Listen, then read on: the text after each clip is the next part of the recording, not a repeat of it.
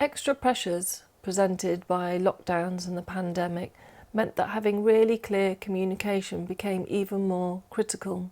And when people had long time in between different meetings, it was really hard to tell how people were getting on and making sure that everything was okay. What I find in the workplace is people are really good about talking about tasks, talking about projects, talking about what they've got going on.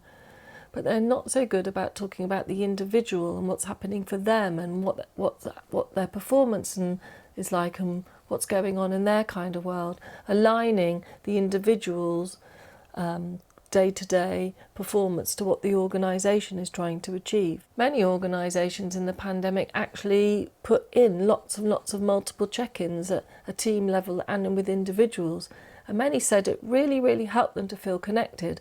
And lots of organisations have kept those kinds of meetings in place and now are doing much more in person, because they find that being able to relate to one another and stay really connected helps them to rattle through some of the problems and issues they've got, focus on the challenges and come up with decisions really quickly. So as a leader, what can you do? Alongside the conversations about task, individuals really need to know that they have time set aside to talk to them.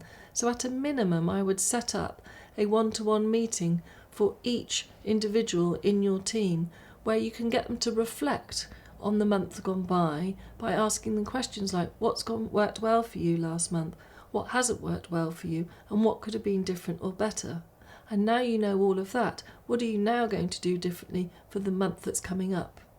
It's a great way to get people to become much more aware of themselves and their development needs, and thinking about how they keep developing their career in line with what the business needs and wants. When asking your teams and individuals about what went well, what didn't go so well, what they would like to have been different or better, make sure that you are finding out evidence.